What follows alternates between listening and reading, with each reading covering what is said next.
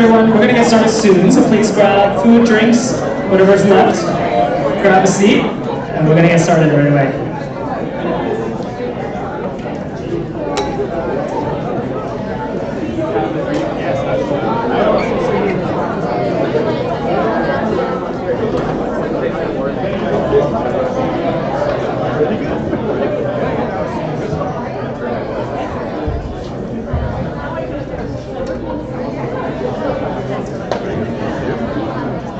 Set up? I think so. Yeah, it's on. It is streaming now. So we're live.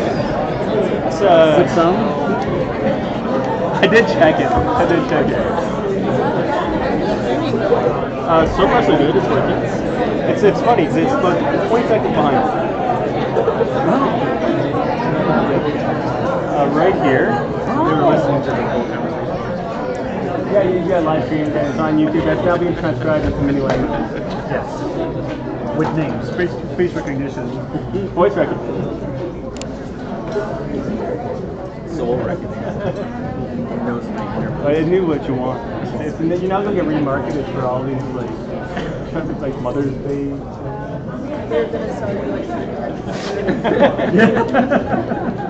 Yes. All right. Good evening, everyone. Thank you so much for being here. Welcome to Civic Tech. We have an exceptional event tonight with digital service teams from all three levels of government, which we are pretty excited for. Even for, I think, a government town like Ottawa, this doesn't actually happen all the time, so this is a pretty special occurrence. And I'm not counting ribbon-cutting photo ops of politicians. Those happen all the time. I want to give a special welcome to everybody who's here for the first time. Ottawa Civic Tech is a grassroots community of people who care about using technology, data, and design for the public good. It's actually a weekly meetup, so we meet every Tuesday evening for what we call hack nights, where people with different interests, skill sets, backgrounds, and perspectives come together to connect, to learn, to share, and to work on things together for the public good. It's meant to be an open and inclusive space for anybody to come contribute their time, their talents, to pitch an idea for something new, to learn from others, share knowledge, and really build our capacity as a community for civic participation. We're hosted every month at a different place. So we've been at government offices, we've been at tech companies, we've been at community spaces, and we usually have a guest speaker on the first Tuesday of every month. The rest of the month is devoted to kind of project work time, but we do make an exception when great opportunities present themselves, like tonight. So we've had guest speakers from the US who've been in town for conferences that we've been able to snag. Our furthest actually guest has been from New Zealand, but tonight I think we're pretty lucky to have Mark René de Coutray from the City of Ottawa. We have Ebony Sager from Ontario Digital Service, Aaron Snow from the Canadian Digital Service joining us. Of course, Mark and Aaron, both based in Ottawa, work just a couple blocks away from each other. But I do want to especially acknowledge Hilary Hartley over in the front there, who's the Chief Digital Officer for Ontario. Thank you for making the trip up and bringing your team and to be part of this special event. We had learned a fun fact. In addition for being the head of ODS, Hilary is also a deputy minister responsible for digital government. And we learned that during an election period, because of the professional and nonpartisan public service role, deputies are not really allowed to be official speakers at events. So thank you for your participation as a member of the audience tonight. We're going to get right into it. Mark, Ebony, and Aaron will each take the stage for about 15 minutes. I'm not going to read their bios. They were on the meetup page. Rest assured, they're all very impressive and accomplished people. So they're going to give a brief presentation, one after the other. And then we're going to get into a panel discussion that's going to be moderated by Olivia Neal, who's the Executive Director for Digital Change at Treasury Board. And we're really excited to have Olivia because she actually joined TDS from the UK when she was part of the Government Digital Service, which is a unit that's kind of inspired a lot of what the ODS and the CDS is doing. So a ton of experience in this area, and we're happy to have you moderating. If there are questions that come to mind throughout the three presentations and during the panel discussion, you can submit them online. If you go to slido.com on your mobile device, it's going to ask you for an event code, and you just punch in 1656. We'll repeat this later, so don't worry. But that'll be a way for people who are on the live stream tonight and also people in the audience who don't feel like getting up in front of everyone, you can still ask your question and we can pass that on to the panel. But with that, I think all the housekeeping's out of the way, so I'd like to welcome Mark Rene de Cotre to the stage.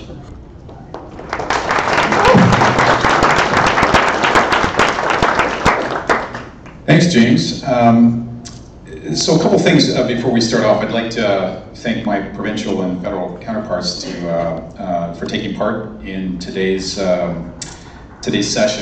It's the first time I'm participating with all three levels of government, so I think it's a great opportunity for all of us to have a good and honest, transparent chat about digital and what's happening at all three levels of government. I think there's tons of opportunity around digital, and we're all kind of feverishly working towards a better future and working through that channel, so I'm thrilled to be here. There's a lot of folks from the city here tonight, and I'd just like to acknowledge their presence here.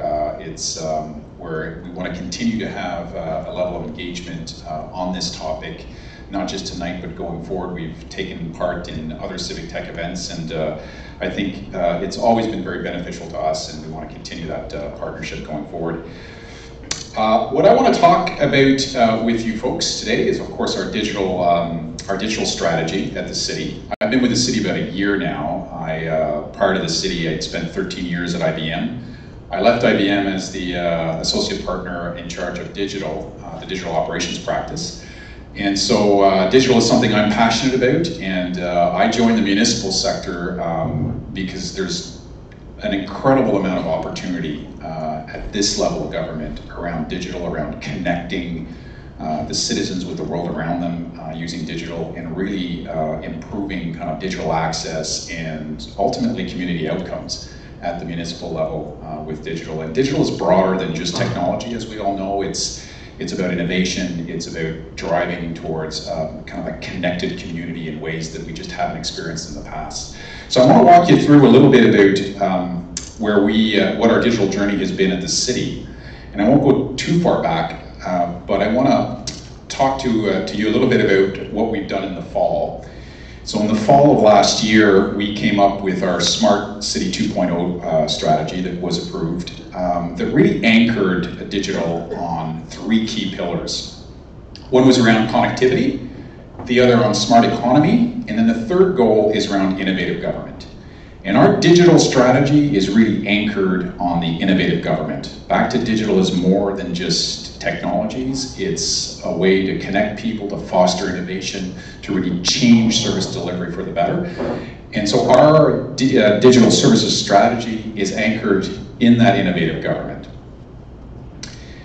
Now, within that innovative government, we have a mandate on digital services strategy that comes from two key areas, right? Two key mandates. One is around a term of council priority around improving access to city services through digital services. And then our other big mandate around digital comes from a new city department called Service Innovation and Performance, of which my service line is part of. And we have a mandate on service innovation and performance to really drive innovation, transformation, and service delivery at the city.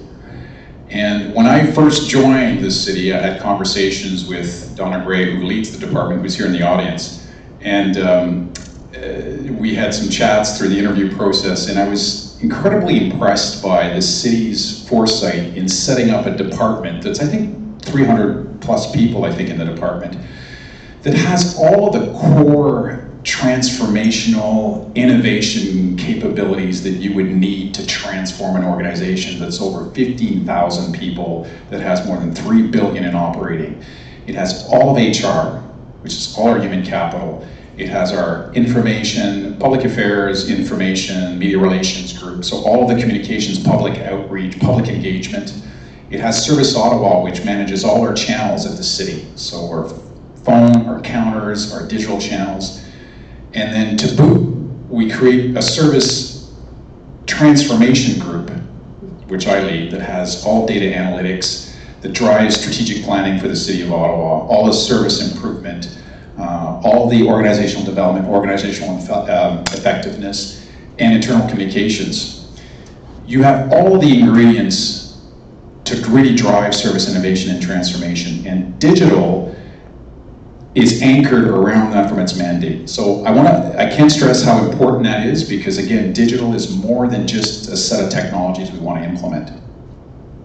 And so from those two mandates, we're really driven on digital around the digital citizen, right? So at the center of our strategy is the digital experience.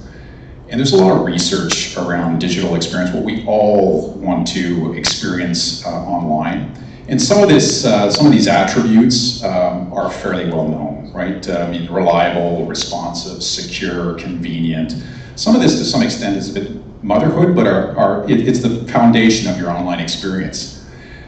But I'd venture to say, in my experience, what everybody's working on now, public or private, is around the concept of empowerment and customized and personalized.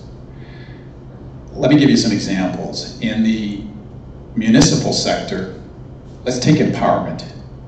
What if I could send you notifications on your water consumption in month to say it's starting to spike? So what if I sent Hillary a notification saying, hey, your water consumption's spiking, and here's a few suggestions on how you might want to address that, because here's your expected bill at the end of the month. Suddenly you're empowered to make choices. And that's where we're trying to get to in digital. And personalized and customized, I think generally we understand what that means just in terms of our private sector experience, think telecoms, banking, etc. But we're beyond client segmentation now. We're beyond hypermarket segmentation. We're into the segment of one. We're into trying to customize the experience for Hillary, for Donna, for Kendall, for Daryl, for me. And in a city like Ottawa, when we have 1 million residents, you're talking about mass customization. But that's where we are in digital. And that's what everybody is working on, these two dimensions. And for a city, you're nothing if not a service delivery organization. And I want to come back to that, because that's the common thread that we have in our service delivery strategy for digital. So how do you get there? So we developed a digital services strategy, and it's the framework. And I won't spend too much time on that, because I want to give you some more real life example of what the future might look like. But for us, our digital strategy is anchored on 3 key themes. One is around delivering a mobile client experience. And when I say mobile, I'm not saying just it's about an app. It's about anywhere, anytime, in context. So if you're at home and you wonder whether this piece of aluminum foil goes into the green bin or the blue bin, what if you could ask Google Home or Alexa, where does this go? And what if it could respond to you? What if you were in your car and you were looking for parking, and I could send you notifications to tell you all the available parking that's around a 2-mile radius of your GPS location? That's what we're trying to get to when we're talking about delivering a mobile client experience. From an operations perspective, we want to be analytics driven and responsive. So we want, again, digital is more than technology. It's about an organization that utilizes data, that utilizes the insight, that improves its service delivery on a continuous basis, that it's a learning organization, that we have people that have a digital mindset, an innovation mindset to improve delivery. And it's about leveraging your intelligent infrastructure. The thing that impresses me the most at the municipal sector is I'd arguably say we're the most sensor-enabled level of government, bar none, right? We've got sensors on our roads, on our water mains, on our traffic lights, on our fleets, on our buildings, etc. We are sensor-enabled everywhere. How could you leverage that to improve the citizen experience? I can tell you, if you were in the private sector, if the private sector had that many sensors, that close to its client base, it would be like a dream, right? And here we are in the municipal sector, that's sensor-enabled right around the corner from our clients. And how can we expose that to really drive that client experience? I'm just conscious of time here, okay? So back to the vision. So if that's the digital strategy framework, what is it going to deliver? It's going to deliver experiences with the city that are unique to each citizens. We all interact with the city differently based on our own needs and circumstances and choices. I don't have any kids, so swimming lessons aren't that interesting to me, right? Quite frankly, I don't swim either, but other people, swimming is important, and they'd like to have information on that, and they're engaged with us because they have monthly parking passes, or they're young entrepreneurs and are applying for licensing and inspections, etc. We all interact differently. We're 1 million residents, and we have hundreds of business lines at the city. We're a complex organization. In digital, how can we customize that experience? So what I tell folks at the city, and they're probably sick and tired of hearing me say that, we're trying to drive to a personalized, customized, in-context experience. That's the North Star. That's where we're driving to. So let me give you a sense of what the potential future experience might look like for all of us as citizens of Ottawa. Let me explain the bottom here before I kind of get into the examples. I've just genericized the service delivery process. So typically you might start a service delivery process and try to get information. So get it just genericized information. And you may take it to the next level where you might want to ask us to do something, like a service request. And then we may need to schedule that, right? So we assess it, we schedule it, we deliver it, and we close. Let me walk you through each one of these service delivery steps and what kind of experience we might have here as citizens in Ottawa. First step's around inform. We want to give you an experience that's engaged. We want you to be able to customize your city information and get the news and updates you want that's important to you. Sign up for updates, notifications, alerts that meets your needs. And we're working on that right now in developing an app that's going to be tested with folks in the public before the end of 2018. We want to reach you in context at the home, right? Testing new ways to getting information from the city using Google Home or Amazon Alexa, or using an artificial chatbot, right? An artificial intelligence chatbot. We're working on this right now as we speak. We're testing these. And what if we can give you information on our open data? We have 150 data sets now on open data. But what if we could help you visualize that data on maps or give you digital storyboards? Well, we're doing that. We're going to be beta testing that in, I venture to say, the next few weeks or so, next month or so, we'll be beta testing that. And I hope everybody in this room goes on that site. It's going to be called, what's it called again? Ottawa? Open Ottawa. Open Ottawa. And help us beta test this, right? As we move on to intake, this is where you're asking us to do something, like a service request on potholes. What if you're walking your dog and you see graffiti? Can you flip open your phone, take a picture, geolocate it automatically and send us a service request so that we can act on it? We're working on that right now on the first release of our app. What if you could use augmented reality to see what LeBreton Flats might look like, because we have a proposal? And what if you could help us, tell us your opinions on that? Well, we're exploring augmented reality right now to see what kind of applications we can use it with. And what if we could give you an alert so you can receive GPS-based alert notifications in real time, whether it's a winter parking ban or maybe it's a water quality or issue that we want to send you before you even need to contact us to do something. Well, we're working on that as well in the first release of the app.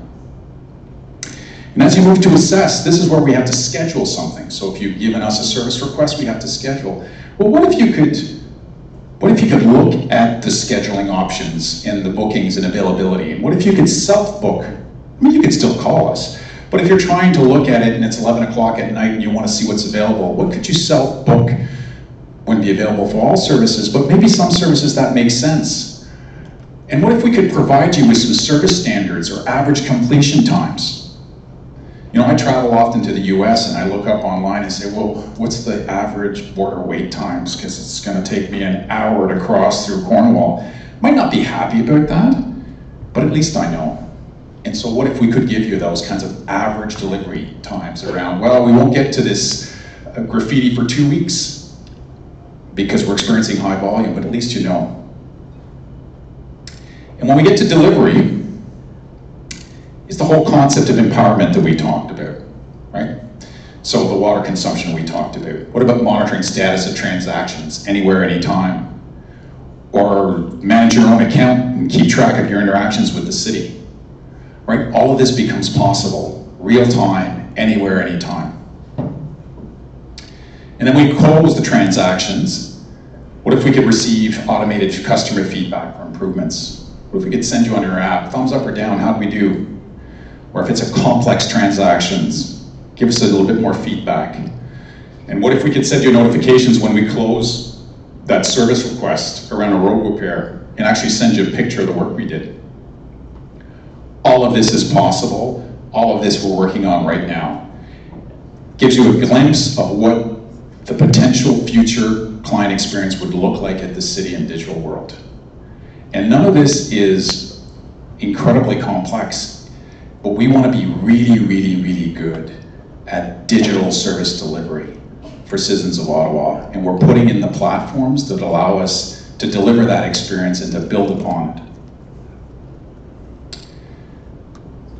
So in closing, I've just got one last slide here. How am I doing on time, James? Okay. Close enough? Yeah, okay.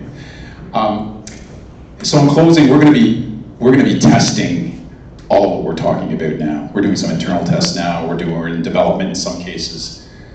But what I would ask people in this room and more broadly to the citizens of Ottawa is help us test this. Help us make it better. Give us your feedback. Be engaged with us. We want to drive digital in a way that has a public outreach and public engagement with it.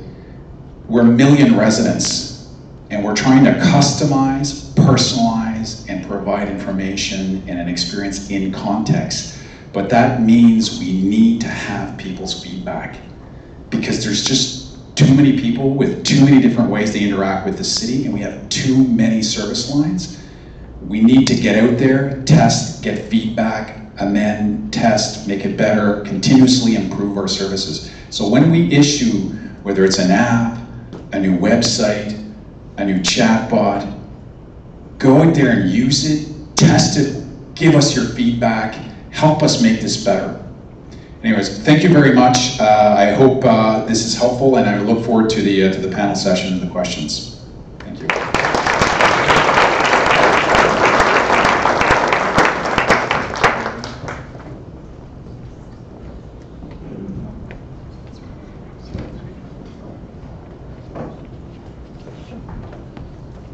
Beside you, I guess. I am not Hillary Hartley. Full disclosure. Even better. Thank you for the welcome. I'm really happy to be here today. It's so much fun to go to Civic Tech Toronto, so it's great to have a taste of what it's like in Ottawa. So this is us. This is the Ontario Digital Service. With a few people come and gone since we've taken this photo, we need a new one. Our team is now 72 people strong, and we represent skills ranging from content and experience design, technology, product, policy, people, culture, and so much more. But even though we have a variety of different skills, we have one common mission in the Ontario Digital Service, and that's to build simpler, faster, better government services for people, businesses, and communities, which is actually quite a mouthful when you have to say it all at once. But in short, it's digital transformation, which is kind of what we're talking about today. But for us to transform government services, sometimes we actually have to transform our own entrenched and outdated practices. And this is really the only lasting way we're going to transform our culture of service delivery. And that's when we hit the sweet spot of transforming people's lives. This we cannot do alone. When we were a smaller team, we used to say we were a team of 60 trying to rub off on 60,000 people. Now it doesn't have the same ring to it when we're 72 people. But the point is, when we're here to help the people in the Ontario Public Service Think digital and deliver together. So if you can imagine a force of 60,000 people-centered designers, working side by side, solving for the good. That's our goal.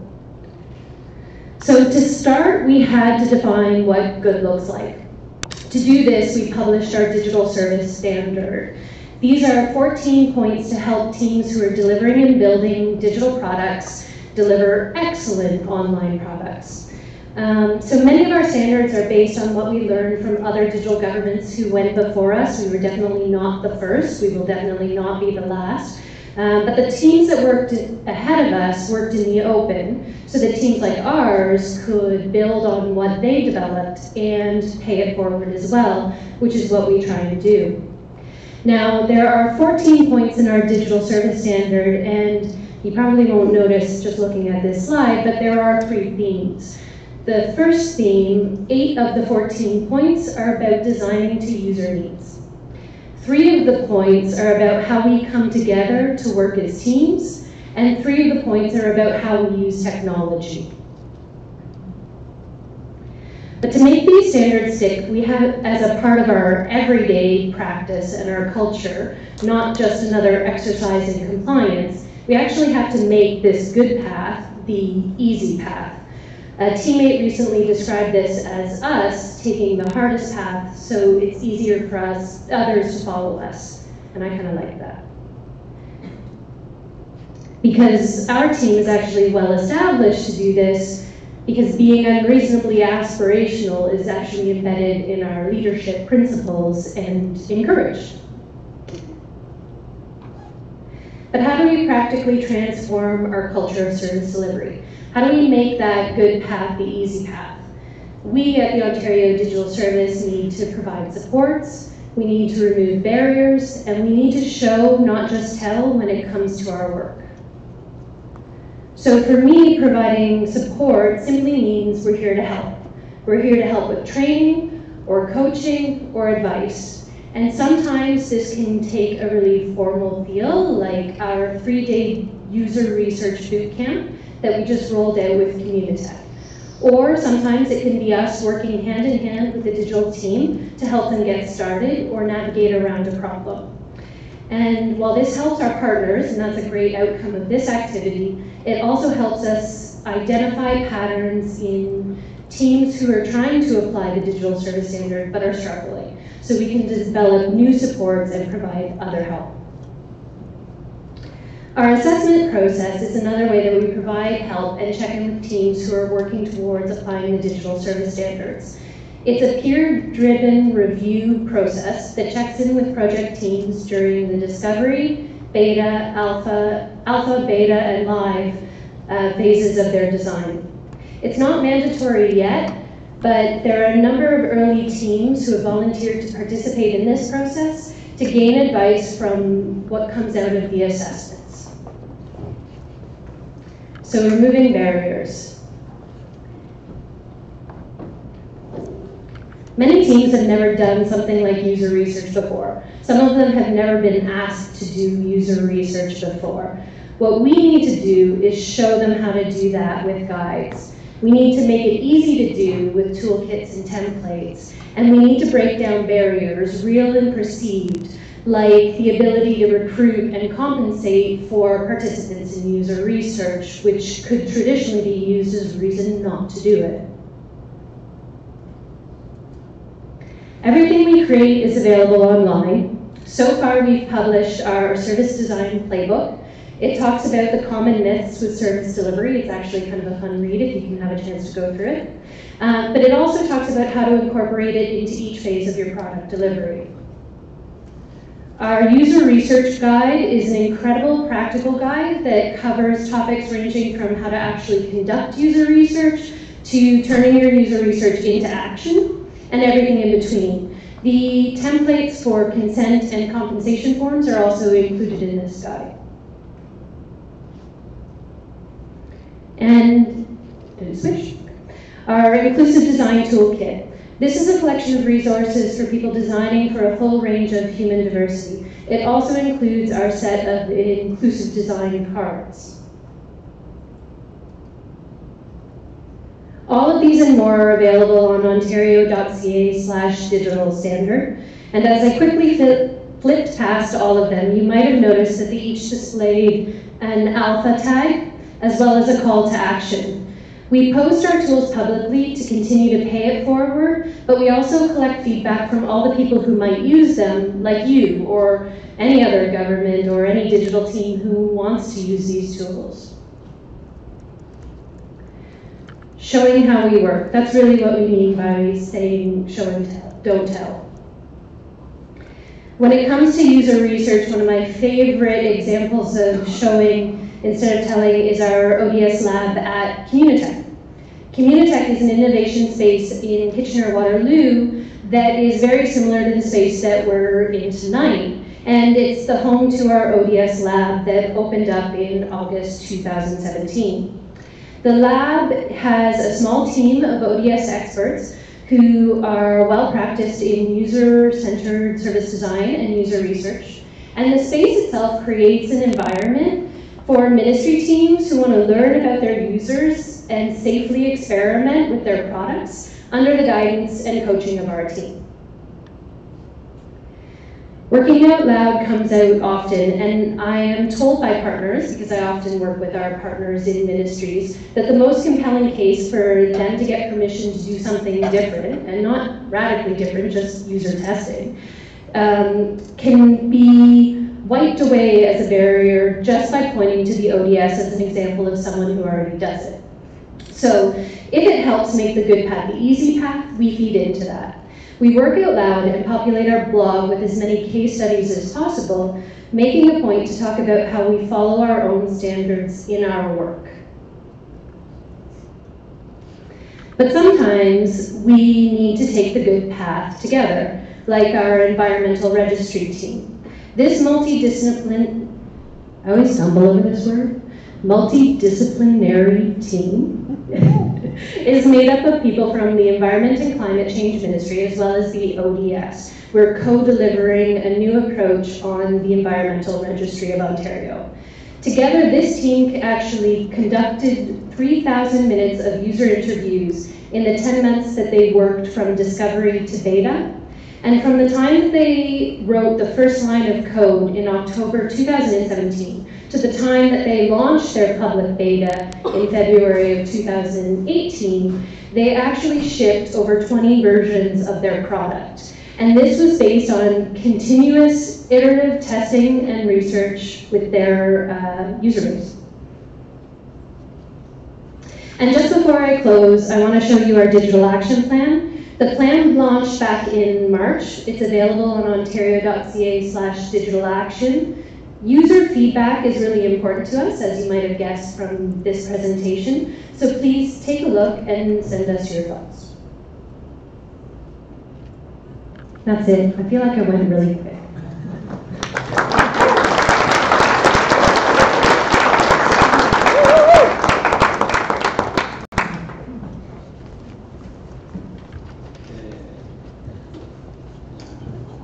Hello.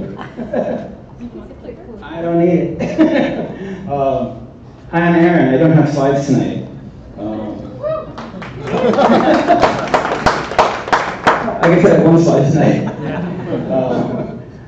Bonsoir.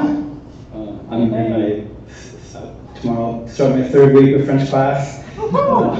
Excuse me to the folks who are expecting French tonight as well. How many folks here? How many of you are from Ottawa?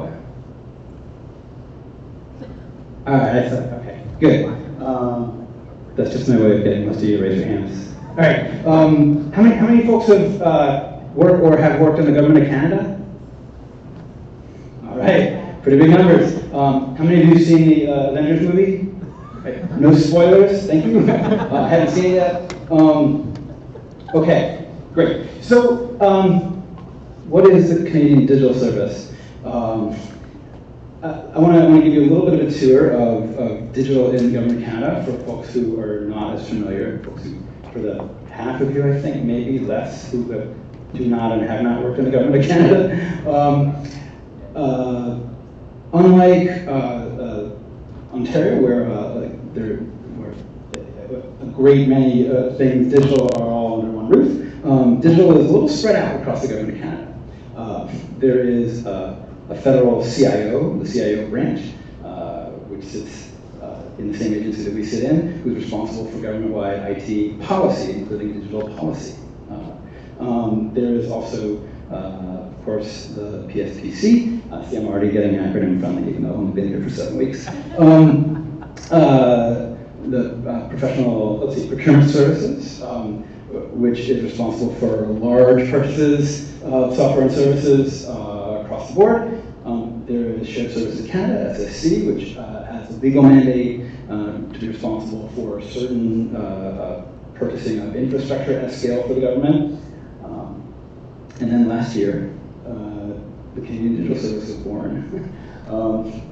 And the Canadian Digital Service has a single focus. Well, I should be a little more fair. There are really 3 mandate commitments. But the single focus of all of it is to help the government of Canada deliver digital services. The focus of Canadian Digital Service is delivery. We're a small and pretty new team, about 50 folks at this point. About half of that is the delivery squad itself, with about a dozen engineers and 10 or so folks on the research and design team, and a handful of product managers. And I thought, rather than try to sort of recite the short litany of the products that the team has worked on so far, although I can certainly get into that a little bit later if you want, I might talk about things that are part of our values and how we will work in this coming year. This is for me a little bit of a test. I'm test driving in the open here a little bit. These are some themes that are going to get folded into a document or documents that will be posted soonish for all to share. And it starts with this.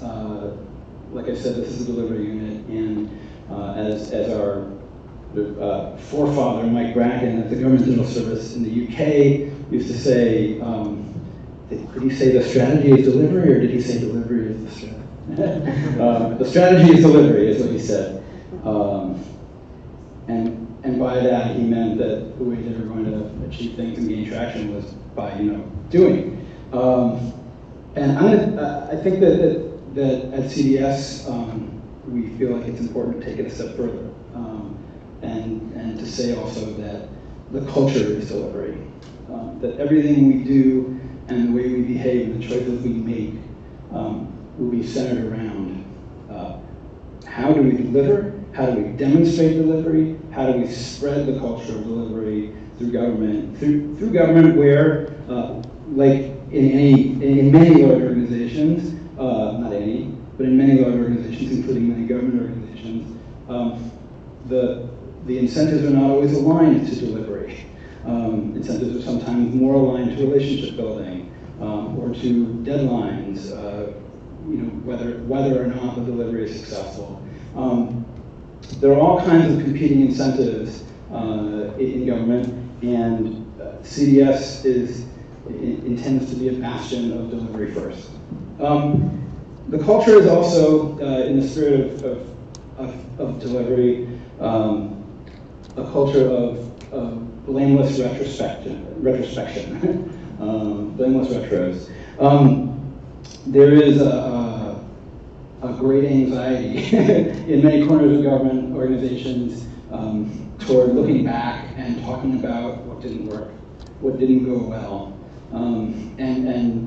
One of the main reasons for that often is that folks feel like, well, if I talk about what didn't go well, then I might get blamed for that, and I won't get, and I will be punished for that in my career and in my relationships.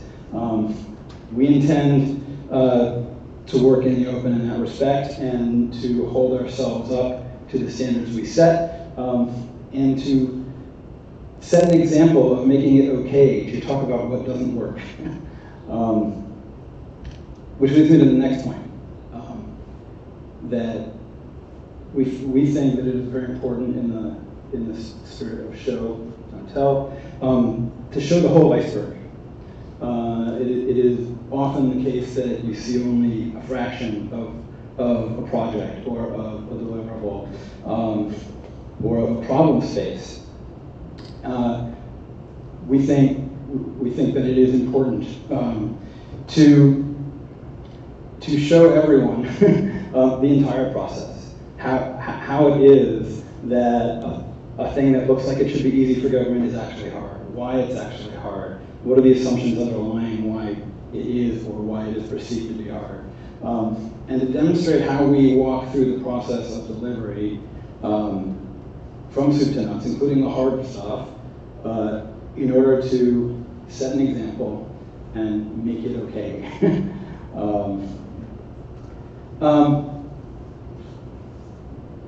The team is also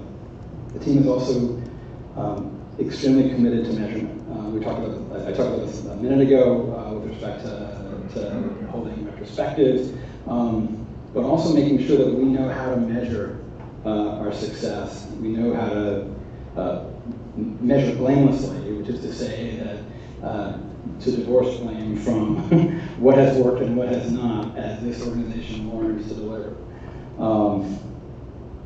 One of the things that I would like to see us measure is the amount of our time and attention that we spend on delivery versus on distractions from that.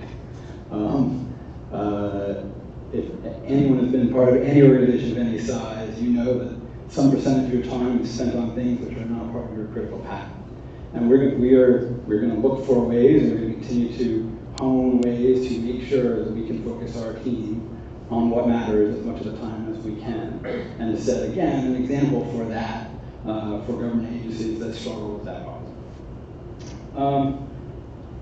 Service, not organizations. Services, not organizations. We approach delivery of services from the point of view of the users, and that means following end to end their experience. Frequently, services are delivered piece by piece by piece, according to the structure of the organization. We are working hard with the folks that we're already working with and with future business partners to try and make sure that, regardless of organizational structure, we can help folks address problems that cut across the organization and reflect the journey of the user. Let's see. Mind the plumbing is actually something that our minister is fond of saying. It's the team that believes that it is important to make sure that everything we do and everything we build is built with an eye toward creating the modular components of government, to reuse, to interchangeability, to interoperability. So you will hear us talk a lot about being an API-first organization. Finally, this is a team that believes in embedding and not interloping.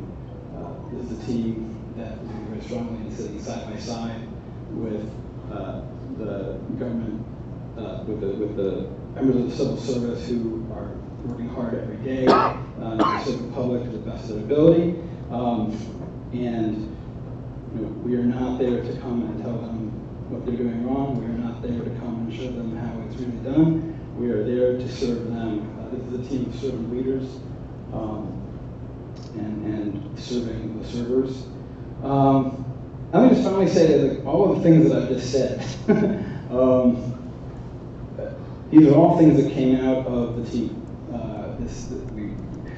Our team, I've heard Hillary talk about this many times, and I'm in complete agreement. I view this job, and I view the job of this team to be a servant leader. And in that vein, all of what I just talked about are things that the team surfaced in a full team exercise that were important values to them. And I couldn't be more proud of the fact that I didn't have to say a word. I sat back and let them surface what was important, and they were more spot on than I could have been. So I'm happy during the panel to chat more specifically about what exactly we've worked on and what kind of products we're looking to do and we'll be tackling in the year ahead. I'm going to try and hide a little while, just have some fun to talk about in a couple weeks. But let me close by saying thank you very, very much for having me. Thank you for bringing this three-layer cake of government together tonight, and we're hiring.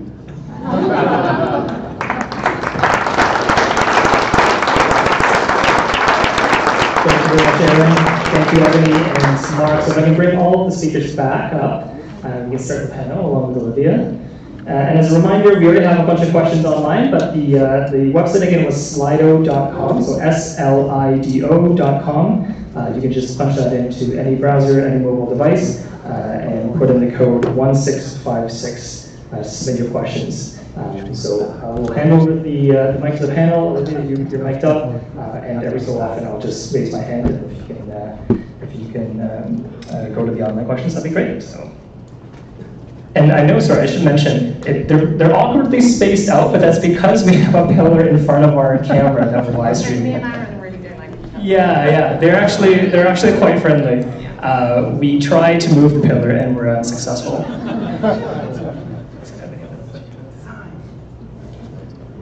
Okay. Wow, what a privilege to get to be the first person to ask this panel a question.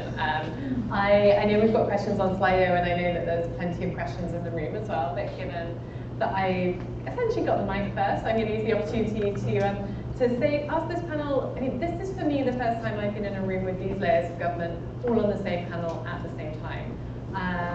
I think we've got a really huge opportunity working across levels of government with the level of enthusiasm of all the people here to really start to think differently about what services are for our users. And I think having a user focus is something that came up through all of our panelists, and I was really amazing, very happy to hear that.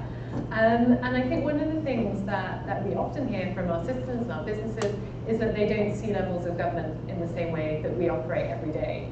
So the first question I wanted to put to the panel was, I wonder if you could each just give a bit of reflection on how is this something that you've been thinking about in your area? How are you making sure that what you do is going to be developed in a way that can operate and work with other levels of government, even if not immediately now, that in the future we're not locking ourselves into approaches which prevent that? How do we actively embrace the opportunity that we have working across these different levels? I guess you've got the mic at me, so you get to start. So I get to start. Boom, that's how it happens.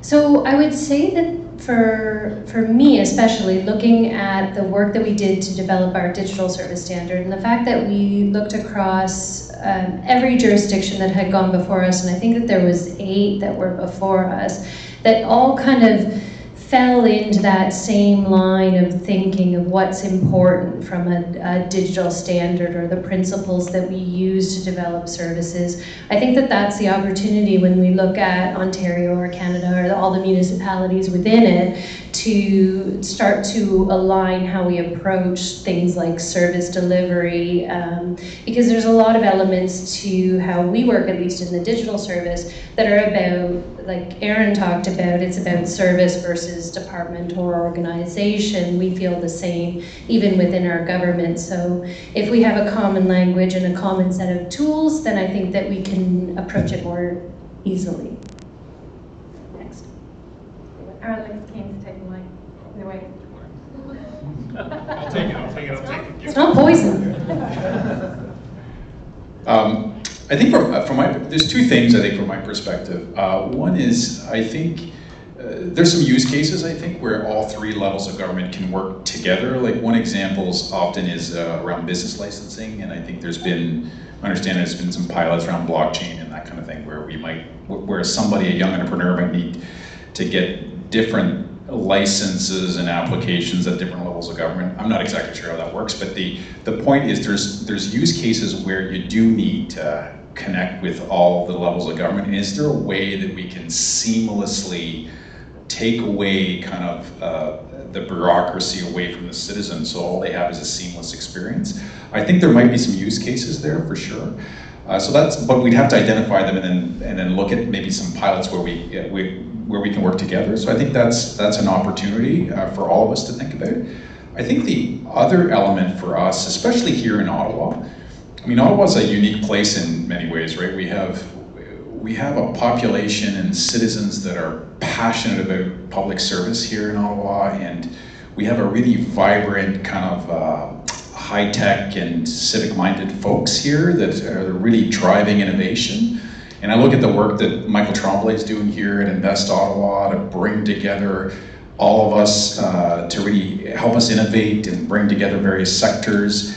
And I think there's an opportunity where we can learn from one another. Like at governments, we all have to deal in some cases with applications or inspections and these things. And what are kind of the new and innovative ways that the feds are doing some of this, or the province are doing, you know, in their space?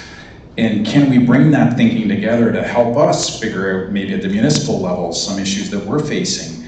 And how do we harness that along with the folks here in the city that can offer really a perspective and a passion for service delivery and bring that together and create some magic? I think that's a huge opportunity we're only scratching the surface at this point. Yeah, let me riff a little on something that Ebony said during her presentation, which is very well ghostwritten, I think, which is make the right thing the easy thing. There are a couple ways to approach that from my point of view when we're talking about slicing through layers of government. One is that the more we can API-ize our governments, the easier that will become. The second is that I don't think we should just be thinking in terms of 3 layers of government. I think we should also be thinking in terms of all the other organizations, be they quasi-government, not-for-profit, for-profit, that can also interact, right? There are services that have private sector and public sector components to the user experience. There are all sorts of combinations and permutations. And again, the more we ensure that the pieces, the parts that we're working with can easily be interlocked and interchanged, the easier it will become for all of us to do that.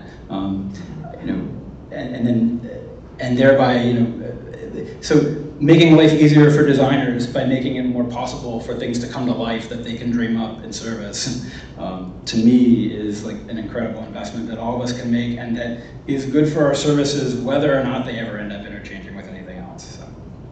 And I just want to ask Aaron a follow-up question on that. That sounds incredibly sensible, and of course we should be doing all that. Why hasn't that happened already? What's the blocker from that? Because I think we have to know what that is to be able to change it.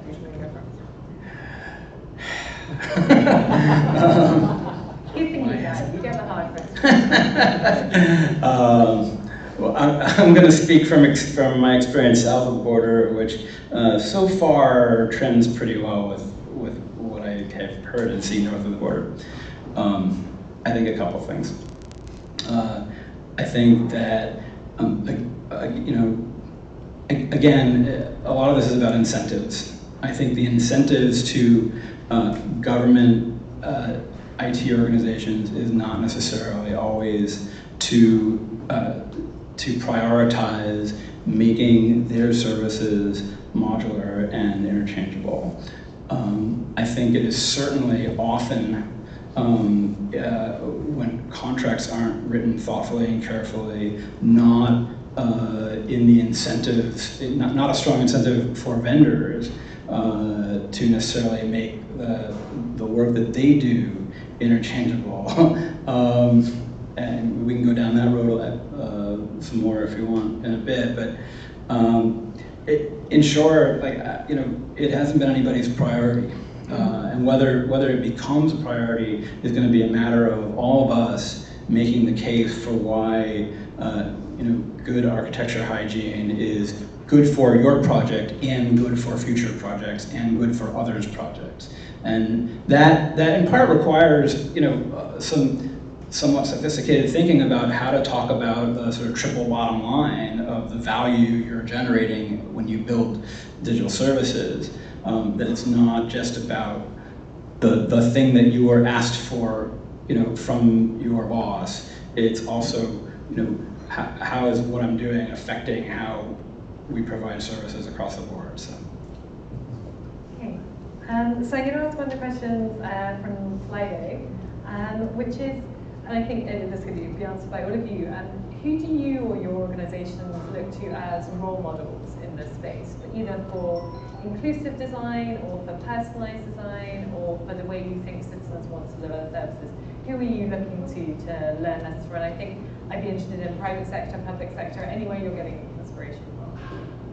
You don't have to say GDS. But you can. Is it me because I'm holding the mic again? GDS. Really, like the Hillary. So I think it depends on what we're looking at, because when we talk about our culture, our environment, our way of working, we do often talk about how 18F works or how a Spotify works or other organizations like that. Me personally, I like to look at Basecamp from a leadership perspective. So I think it depends on who you're trying to pull influence from. I could list off all of the digital governments that went before the Ontario Digital Service, and I feel like they would be the same people that you look to for influence on what they tried and what worked and what didn't work. But from an inclusive design perspective, I've found it eye-opening how much internal talent we have in the Ontario government that has been maybe just not tapped in the right way. And one of the things that I liked about in the presentation that I gave on the inclusive design toolkit is that that was a co-delivery of a team of people that worked across all sorts of different areas of our government organization that had a passion and experience or even lived experience with this type of a topic, and they came together to build that toolkit, not because they had a mandate to do it, but because they passionately wanted to see that part of our practice. Great. And do you want to pass it to Mark? Great, thanks. It's a tough question, right, in many ways, because there's so many great examples out there. I'd have to say that from myself, when I look at where we could go from a digital perspective, there's I tend to think that the expectations that we have in digital world, to a large extent, are being set by the private sector historically. And it's based on experiences that we have with, the Amazons of the world, or the banks, or the telecoms, etc. And I think the bar has been set quite high, and as a result, we all have expectations from any organizations as a result of the same type of level of service. In some ways, sometimes I look at, I give the examples of the banks or the telecoms only because, not because they're necessarily the experience that we all aspire to, but because of the complexity that they've had to deal with in the back end. Because it's not an easy thing, right? I mean, it's one thing to start off a business and build it from the ground up in a way that's kind of digitally enabled. It's quite another to deal with legacy systems, and we're all familiar with that are part of your architecture and have been for years and years and years. And how do you ultimately provide a client experience that's as good as any out there, with the understanding that some of your underlying platforms just aren't there yet, and you're going to continue to work on those platforms to modernize it, but at the same time creating almost like a facade or a presentation layer to the client, so it's completely seamless. We as citizens and customers, we're not seeing any of that in the background. And in some ways, I look at that as a bit of a benchmark, right, about where we are as a city, because we have all very complex platforms and legacy systems, and we continuously have to update and upgrade and change them over time. And it's a long process, but how do we simultaneously up the game on digital and shield people from all of that work, but still provide them with an experience that is as good as any organization, public or private? So I'm probably not answering your question directly, because there's a lot of different people. I tend to look out there, a lot of different organizations that provide exceptional digital client experience. But I do have a soft spot for those that have the same type of level of complexity in the back end that have made a real difference in the digital experience, but might not be at the forefront or bleeding edge because they've had to deal with some of that complexity. So that's my take. Aaron, you need to give us a specific one. Yeah. I think the specific one that you heard about earlier today, Olivia. And if you don't know the story, it's worth checking out. I'm going to talk about the country of Denmark. Denmark, now, to be fair, Denmark is a country of about 6 million people, I think. Well-educated, trust their government, wealthy. But let me tell you what Denmark has accomplished in the last 15 years. About 12 years ago, they nailed digital identity management. Everybody got a digital post box. Everybody got single sign-in, not just for all their government services, but also for all their financial institution services, because they built a single sign-on system in partnership with their financial industry. They made it mandatory to switch to digital post for all of their government and financial institution correspondence. They simply said, here's the date, it's 2 years from now. For businesses, it's 1 year from now. It's going to be mandatory. And they went ahead and they did it. Mandatory, unless you're subject to an exception. I don't have broadband access. I'm not capable of, et cetera, et cetera. They made special efforts to reach out to communities where they thought they were going to have trouble, like the elderly. It turns out the elderly had a much higher adoption rate than the young crowd who didn't care about post, analog, or digital. They then set about, they did a couple experiments where they started to make some services available as an option and people weren't taking them up. So they said, you know what? We can't afford to run an analog government anymore. We'll run out of money. So they just started making everything mandatory. Every service they built, by the time when it was ready for folks to use it, they made it mandatory. To the point where, as of a couple years ago, 100% of transactions and correspondence between the country of Denmark and businesses in Denmark happen online, and 80%, more than 80% now, of interactions, transactional or otherwise, between the country and citizens of Denmark happen online. They did it because they decided to do it, is the shortest answer. It's not like they do have a full government with a full suite of services, and the level of complexity isn't quite the same as a country of 37 million, but it's not all that much less complex than a country of 6 million. In a country of 6 million. They've got layers of government, national and municipal, to deal with.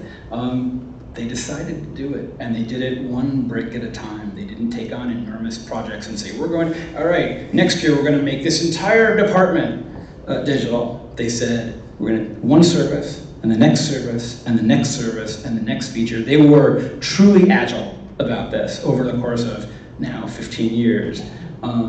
And the dividends they're reaping are just unbelievable. And I think just two interesting additions to that, because I was looking up in the same conversation earlier, it was genuinely cross levels of government. So the identity process was worked on with municipal governments, and also they didn't just say we're going to make our terrible existing services mandatory. They did actually make their services better before they made everyone use them as well. So it takes 15 minutes to complete your tax in Denmark, which is they didn't just transition everything. Great part of that. I'm adding them to my inspiration list. So I feel like this is going to be a question that people would have in response to what Aaron just said, and also it's a question that's one of the top ones that's been asked already. Is how do we make all of this type of change inclusive? So we are not a private company, we are not an Amazon, we are not an Uber, we can't pick and choose our customers, we can't only serve people with smartphones. How do we make sure that what we're doing works for everybody, not just for one set of our users? If you're okay to start, we can start with you, I think. Or you can give it back to Aaron to talk about what Denmark did. I feel like I'll give that back to Aaron. So, at one level, I'm going to repeat the lesson from Denmark, which is to say that the way you make sure that your services are all accessible to all levels of users is to decide that that's what you're going to do. And by you, and by decide, I mean, the important piece here is that it wasn't just CIOs in Denmark who decided that they were going to make digital services mandatory, and they were going to do this entire project over many years. It was the whole government. It was the executives of government, it was finance, it was HR, it was administration. The government decided together to make it a priority.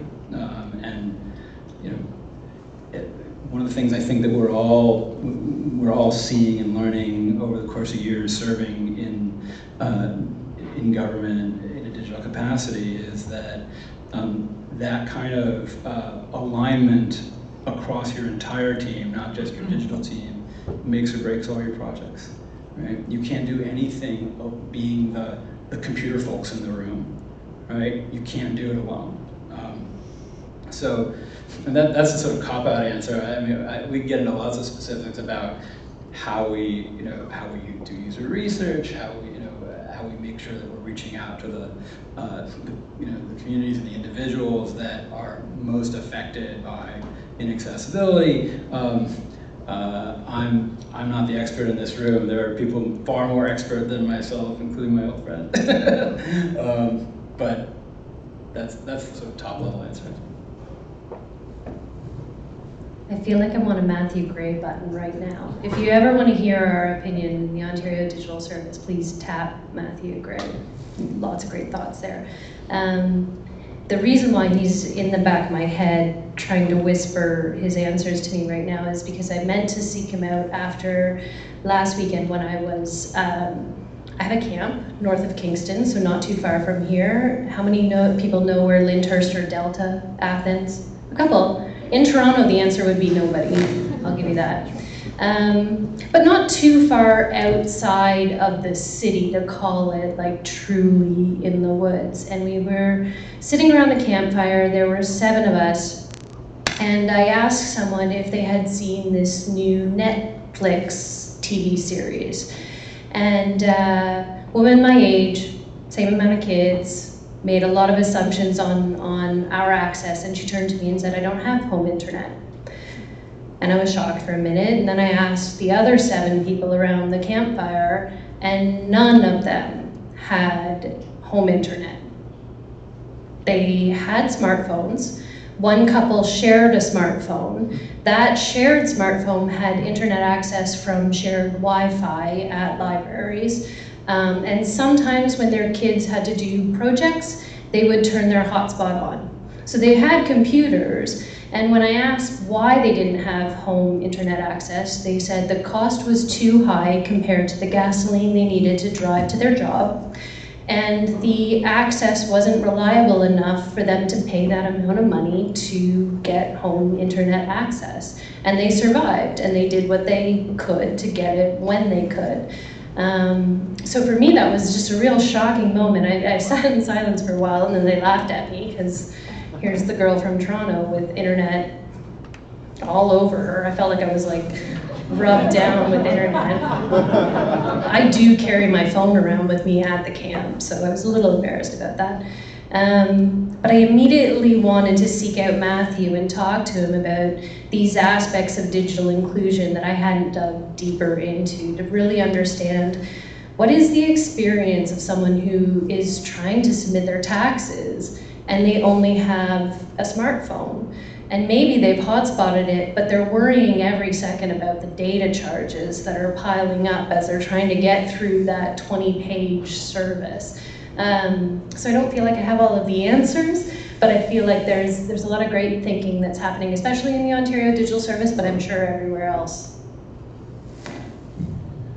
It's a tough one because you're talking about connectivity, and that's one of the 3 pillars in our Smart City 2.0 strategy is around connectivity for the very reasons you're talking about, especially in the Ottawa area where we have a large rural component, and internet access is something that you have to consider with that kind of geography. Accessibility, sure, we have accessibility requirements, et cetera, that we design to.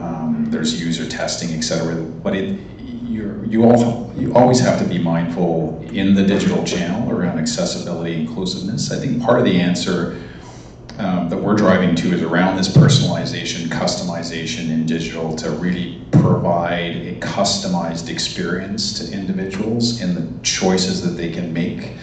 And hopefully that's going to take us further down the path around accessibility, inclusiveness.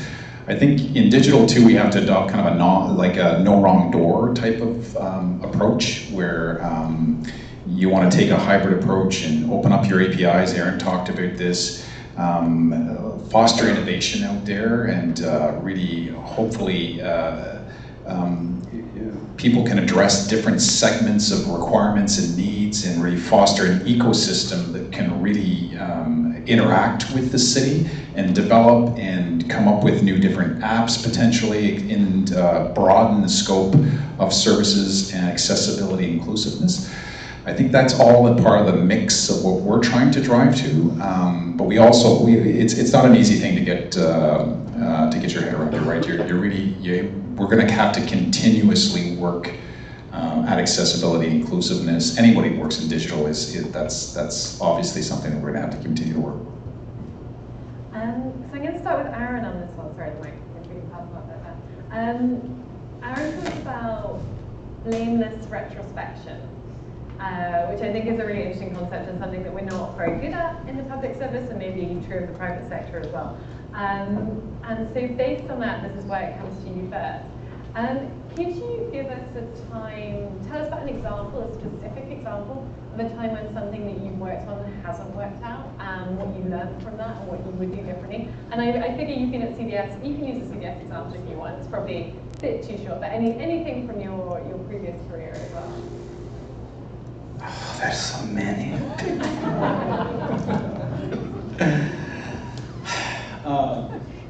Gosh. All right. This is, I mean,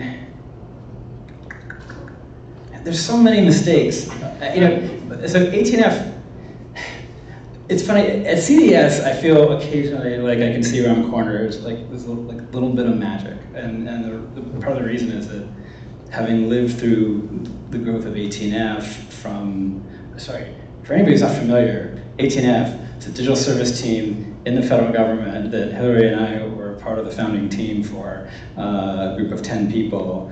And we lived through the growth of 18F from 10 to 200. And so with CDS at 50 plus, I feel like, oh yeah, I remember. Last month, okay, here we go. I'm gonna do like some candor. Here we go. 2 months ago, no, last month, our executive director, Anatol Papadopoulos, who just has done a fantastic job of leading CDS, and gifted me this wonderful organization to take credit for. He, back in March, he went and did one-on-one coffees with every single member of the team, and he gave a report out of what he learned from those coffees not long after I arrived last month. And one of the things that was mentioned repeatedly was that people had started to feel over the last couple months like they were feeling a little disconnected from the other teams within CDS. And I heard that and my ears pricked up because I remember that moment at 18F, and it was when a team goes from small enough to do everything family style. The team is nodding because they've heard me say this before. When the team grows from being able to do everything family style, which is, you can look over your shoulder and ask, and everybody can meet around one table or one table and a couple windows and a meet, hangout, chat, whatever that Google calls their video thing now. You go from that to a little bigger. You start not to know what everyone's doing every week, all the time. and as you start not to know, you start to feel a little disconnected. And one of the things that happened at 18F was that problem, like this time I recognize it, I go, oh, I know what that is, and I know what to do about it. Last time around, it kind of came up on us, and we didn't really know that it was coming, and at least I didn't, Hillary probably did.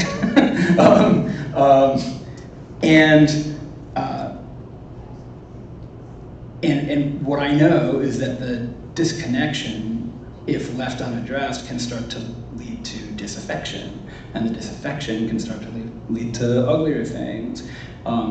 If you don't start to lay down the tracks and create the processes that are, they're a little more rigid and a little more bureaucratic, but if you don't start to create and actively push for additional communications in your team and between your teams, and all of that starts with being open about what you do.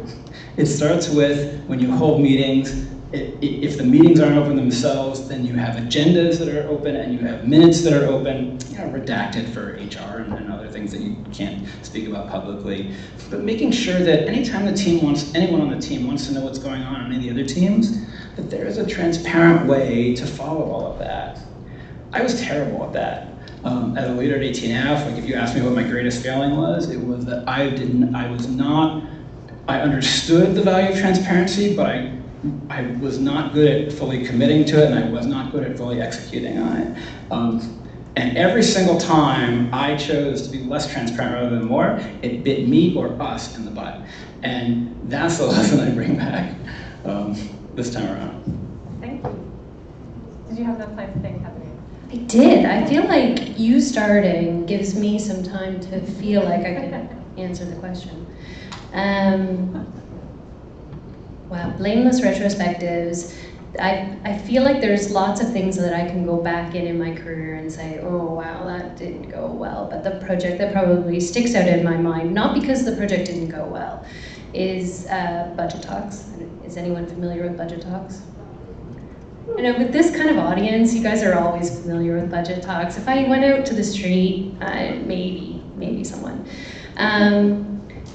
Budget Talks is an amazing project to work on in the government. It is actually one of the projects that I'm happiest to have ever worked on in the public service. And I was PMing it in my first year in what was becoming the Ontario Digital Service. It hadn't quite become that yet. And I have lots of experience delivering in both private sector and public sector. But I can't say I ever had a methodology to it. Not waterfall, not agile. I'm very lucky now to work in an organization that's very open about teaching us what agile is and not feeling critical that you don't know what it is or how to do it or where a retrospective fits. But I was successful because I always delivered. And I think my first retrospective that I had on the Budget Talks team was, and I ran it because people told me that's what you do. And in my mind, everything was going well because I was delivering this project. I was delivering the heck out of this project. Everybody was happy about it. I mean, the people in the ministries who had to do the work weren't as happy as the Premier's office, but they were happy about it. And we were delivering, but the team in the retrospective, man, they were overworked. We were over-delivering, and I think that that's part of the problem, or not problem, the benefit and the problem of the ODS is that we are kind of deliverers to a fault. We don't let things fall down. We always continue to over-deliver, and that's when I had this aha moment as a PM on this project that we could work ourselves into the ground if I let them, because my team would never let me down on this product. We would always deliver it. And I had to use these retrospectives to kind of probe and see where I can help bring a balance to what's the success for delivery for me, because in my former self, it was always delivering the thing. That was the success. Now I see the team and how we deliver it as part of that success. And I don't think I would be able to do that without a tool like retrospectives. So just so I understand, blameless retrospectives, as you guys call it, is that a formal thing that you guys go through? Is it like a formal session that you guys have in looking back, kind of lessons learned, or is that basically what you?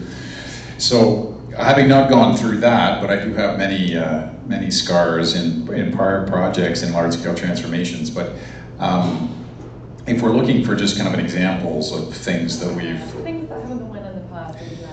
Yeah, and so you know, in digital, I think my first digital project might have been, geez, it's been a while ago, but it was around deploying an app at the time that was on back in the early days of BlackBerry. So this is going back pretty far back. And we deployed the app to this user base that, first of all, they didn't have Blackberries to begin with, so we deployed Blackberries to this, and they were an older generation, and so and then we deployed an app on top of that, and it didn't go well at all. And I think the biggest lessons learned I had from that specific, because the specifics aren't all that important, but the biggest lessons learned I had around that was it's the age-old kind of, it's really wasn't about the technology so much, and we didn't have that kind of user-centric view. You know, everybody talks about design thinking now and client-centric design and the client experience. Well, back 10, 15 years ago, that wasn't really part of the lingo. There was other kind of methods back in the day, but you talk about really learning that piece around understanding your user and your client and the client experience and the design thinking that goes in it. That was a painful early lesson for me that I've carried through, and the team carried through with them. And now, of course, we're much further advanced. You look at the kind of quality of the apps that you have now and the experience on smartphones, et cetera, and how much more user-friendly and how much more ubiquitous it is now using these devices. But it's a funny lesson to me, because in today's world, people say, well, geez, that's obvious, right? But it's back in the day, it just felt like, well, if we put it on a BlackBerry and we give them the device, won't they use it out in the field? And anyhow, it didn't go well. It sounds ridiculous today, but back in the day, we were mildly shocked. Anyhow. I don't think you're the only people. Well, we've come a long way, right? So just one more question for me. It's one very quick one, and then we're going to head into questions from everyone in the audience. In one sentence, if another level of government, one of the other two levels of government, could do anything to make it easier for your level of government to join up services, deliver better things for users, what would it be? Can I say more funding, Donna, or what? Yeah. It's you know what? I know this is gonna maybe sound doing more of this. I think. Connecting more with the levels of government. I mean, we're so busy in delivering. I'd love us to be able to come together to share like this, but also to set up more kind of co-creation sessions around issues that we're having. I think that would be powerful, more than anything else, I think, for our level of government, because we could learn a ton from the feds and from the province and the level of complexity you folks are facing and the problems you're tackling.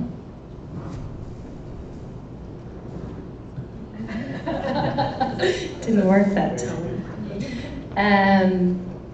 I feel like the easy answer here is data. Everyone share your data. Maybe everyone share your information. We're big into sharing. I offer our slides and our presentations all the time, our case studies. The MOECC project on environmental registry, I can't tell you how many times I've sent that around to other ministries to be like, hey, look, we're doing something different, you can do it too.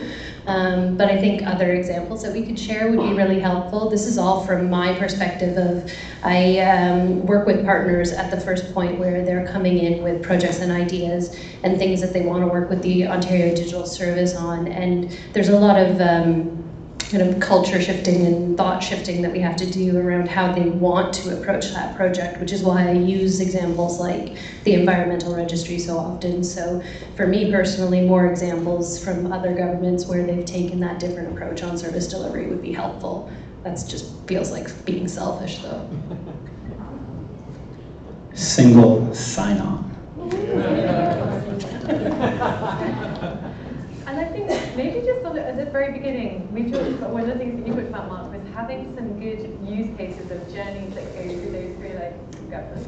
I feel like if that's something that a group of people, maybe a community like this kind of group came together and those kind of things were together, I'm pretty sure that a group like this would commit to coming back and saying, how can we take some of these and actually Hillary's nodding to actively work on them and take some of those use cases. So if that's something that people in this group are passionate about and want to bring together, I think there's so much enthusiasm between these people sat in this room, and I'm sure in other provinces and other municipalities as well. It would be something that we could really use this event to kickstart and get going and get some real results out of too.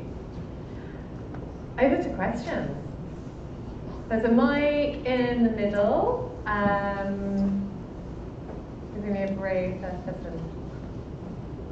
I thought there was going to be a mad rush to the microphone. And maybe you could introduce yourself as well. Introducing? No, I can't. There's no sound here. Can everybody hear me? Yeah. Do I have to flip the switch to turn it? Yeah. And on? Maybe not on the stream there. Off. On. Okay. Sure. Back and forth. Closer. Jacques Mailloux, Elections Canada. First of all, thanks for the presentations. They're very interesting, and I want to relate back to something that Mark said about use cases for interjurisdictional collaboration, because there are lots of them, and I think you could have a separate session like this just to talk about them across health, transport, parks. I'm really trying to find out who caused, whose fault the pothole was who totaled my car last week, and I can't because it's split across 3 jurisdictions. But that's just a comment. The question is, Mark, you presented very well. You talked about 1 million clients. You had a lot of stuff up on that slide. And Ebony, you got 13 million clients. You had a lot of stuff up on your slide. And poor Aaron here has 36 million clients. And there's just so much to do. So I just want to give you an opportunity to comment on the kind of thought process that goes into how do you prioritize what you're going to choose to work on? Because there's so much for so many people.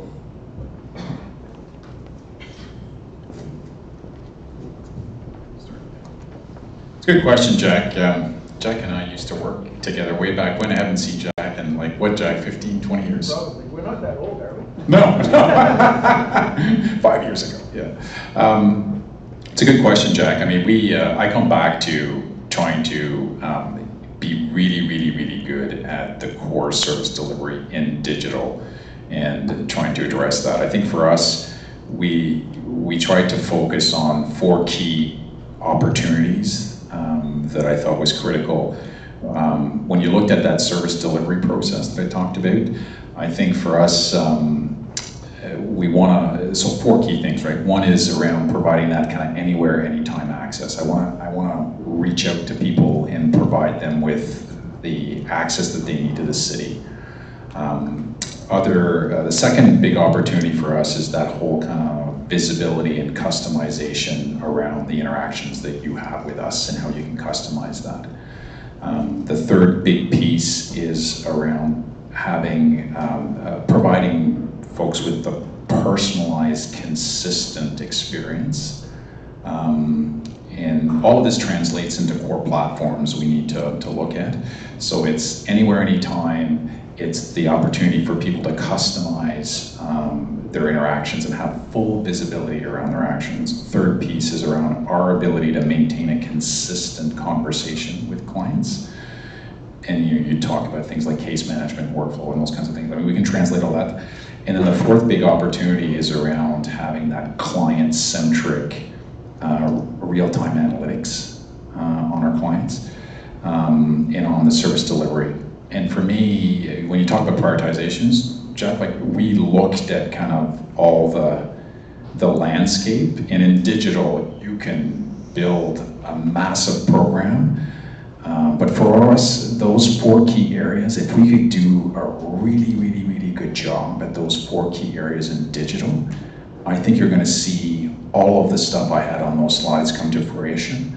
And I know there seems to be a lot on those slides, but underlying that is you're addressing those 4 key areas with some core platforms, and before you know it, you've got that ability to scale on that functionality. That's how we came up. I mean, there's method to the madness, but that's basically it in a nutshell. I have another series of like 5 or 6 slides that usually go with that deck when I'm introducing the Ontario Digital Service to the Ontario Public Service.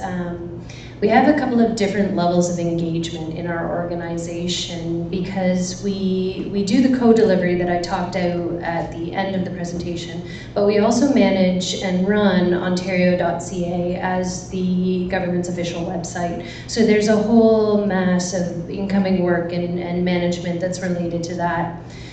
We chunk our work and how we support teams in the Ontario Public Service into kind of 3 different pillars.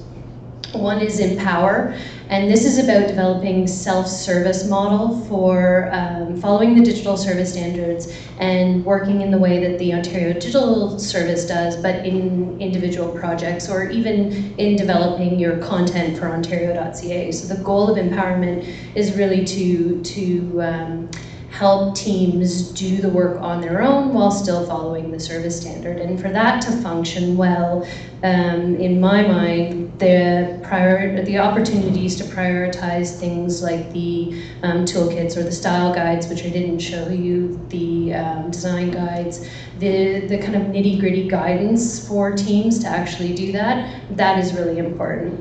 Our second label is something that we call Enable. And that's more of the personal trainer approach. That is running that digital assessment process and coaching teams who are delivering services and products through the process and kind of giving them advice and coaching along that way. That's more on the priority comes into projects that we have an opportunity to actually help them go down the path. So it's very hard to do an assessment on a project that's already kind of built in a week away from launch. We can't go back to discovery for some of those tasks. So when we're looking at, there are very limited amount of people to assign to assessments. What we have to factor in is where are we going to have the most impact on a project that has the ability to go through each of those phases.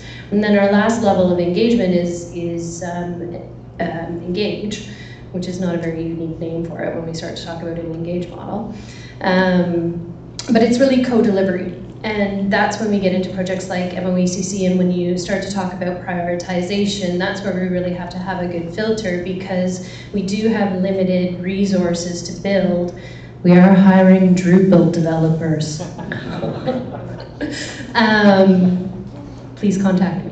But we have limited build resources, not only in the Ontario Digital Service, but the OPS as well. So for us, we have to think about things like what's the impact to the public, what's our opportunity to do user research, to take them through those phases of discovery and alpha and beta and really be able to develop the project working with our team in our way and things like that. So I feel like I've kind of stumbled through an answer there because I'm going to meet with Dave tomorrow. CDS, this is an area where we're actually sharing a lot of information between the Canadian Digital Service and the Ontario Digital Service because the concept of prioritizing what we work on and how we kind of value projects is something that's shared and we are learning together. Yeah. I think somebody just got in line to tell you about his Drupal experience.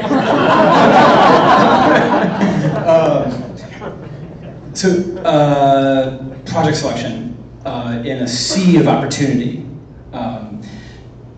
because everything in government is an opportunity right now for us. And like I said, we're a team of a dozen engineers, about a dozen research and designers, and half a dozen product managers. So what do we do with that? So in our budget, in the submissions that led to our budget, we have a 3-part mandate commitment. Deliver services with partner departments and agencies. Help those partner agencies and departments build capacity, that is recruitment, training, coaching, etc. And what I refer to as probably as terraforming. I'll get to that in a minute. And advice and consultation. And to me, that's largely about advice and consultation when it comes to digital acquisitions. So how do we choose? It is opportunistic at the moment. I mean, if and when we had all the resources in the world to take on all the projects that came to us, then someone had to shake me and wake me up. But we look for the projects that that have the most potential to help the most people, but that also have a partner that is empowering. We could go and look for the hardest projects. We could send the whole team over to help with a particular project that our paychecks might even benefit from. This team is looking for the projects where we know that the agency is all in, the department or agency. Sorry, I'm used to saying agency to refer to all agencies and departments and commissions and all the rest of the federal government in the US. I understand that there's some technical difference between departments and agencies at the federal level in Canada, so I'm trying to be careful about my nomenclature here. Where we have the support up and down the department, or we believe that we can build that support successfully. If someone comes to us and says, I want you to build this thing, can't tell you how many folks, one of the things we're doing right now is flipping the model a little bit from business intake, where we wait and let departments come to us, and the team can tell you that they were flooded with literally hundreds of project proposals, to a model of business development, where we're going to reach out to particular departments where we sense particular opportunities and feel out whether or not those departments are ready and willing and are ready to empower their team across the, again, not just the CIO's shop, not just one program center, but the support we need to create a service end-to-end, across the department, including budget, including HR as necessary, and so on. So that combination of potential for impact to the public and the readiness of the agency to be successful with us, with the methods that we bring to the table, that's our formula. And it's always a little tricky. Anybody who's worked in a web agency in the private sector, or a web service agency, or a media agency, you know that there's a constant game of, all right, what's my capacity? What are my projects that are coming up? How do I make sure that those dovetail into, all right, we'll marry this one to these folks and they'll go off and do a project. We'll marry this one to these folks and they'll go off and do a project. It's a constant game of figuring out, what capacity you're going to have and weeks or and months out, and what projects are coming down the pike. But that's the nub of it. I want to make sure we get through as many questions as we can. So Katie, if I can ask you to introduce yourself and perhaps the panelist that you're directing it to. Does that work? Well, this was sort of a question for everybody, but Aaron, you inspired it, so maybe I'll ask it to you, and if you guys want to throw something out. And it's a big question. So you brought up Denmark. Interesting example. Denmark does amazing services. I happen to know people. And when you were talking about the tax example in particular, I was like, oh, that'll never work here because people don't trust the government. So just to give you guys an idea, Denmark does your taxes for you, and you just approve it, essentially. That's the difference. And so people don't have the same level of well, we don't. We're a much more heterogeneous society. We have much more diversity. We have a much different relationship with our government across the country, which is totally fine. That's just our reality.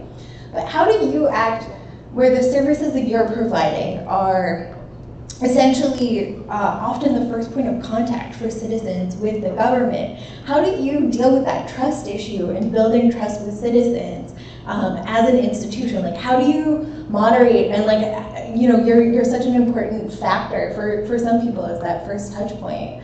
How do you manage that in a digital sense? Just while the microphone goes to Aaron as well, I'm just going to chip in that in Britain, I have never completed a tax return.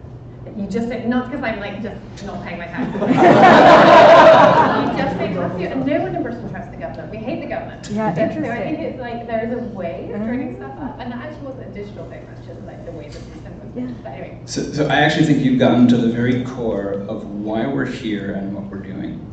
Because ultimately, we're not here to deliver digital services to the public. We are here to help government deliver services better to the public, period. And the relationship between the quality of what we do and the trust that the public has in what we do it can be a vicious cycle or it can be a virtuous cycle. I'm wearing the pin that I got from GDS when I visited a couple of years ago. It says on it, delivery, trust, users. These are the 3 words on the pin. And I always thought it was funny that they arranged it that way because I thought it should say users, trust, delivery. And so the really short answer to your question is the way we build that trust and get to the point where, look, there are 2 ways to do this. We can build the trust or we can make it mandatory. So we could take away the paper forms and simply let everyone know that like this is how taxes are going to work from now on. And there's virtue in that. That's a conversation worth having, right? But if you do that and your service doesn't actually work and it doesn't actually make sense to people and they don't understand what's happening and they are fearful, they will be angry and they will be frustrated and they will not trust what you do. So the other way to do it is to do it the other way around, right? You start by making sure that the users that are going to use your services are going to trust and understand and partake of them. And the way you do that is by putting them first throughout the process. Everybody in this room, I think, knows that that's a cornerstone of what we do in Ottawa, in Ontario, in Canada, anywhere where you have a digital service worth its salt. But building that trust happens 1 brick at a time. It happens 1 service at a time. And every time we deliver, and not just for the public, let me add, and I should have said this in the answer to the previous question, there is a 3rd leg of how we evaluate projects. We're looking for impact, potential for impact, we're looking for the readiness of the partner. We're also looking for exemplars, things that folks will be able to look at in government and say, oh, they served up, they reimagined their service this way, and they did it relatively quickly and relatively inexpensively, and it was relatively low risk along the way because of the methodology. I want to do that too. And when I say I, now I'm talking about other folks in other agencies and work in the same agencies in government. So building trust in these methodologies across government and building trust within the public for the services we're providing are sort of 2 sides of the same coin. And it starts with doing it well 1 at a time, right? We're a small team, we're going to do a few, right? And we're going to deliver, we're going to prove. And if we don't prove, then like you shouldn't give us more money, right? You shouldn't let us keep trying to do the thing if we don't do it well, right? We should look for some other way to deliver. But yeah, I mean, you can force it, or you can earn the trust, or you can do a little of both. I actually have something to add to that.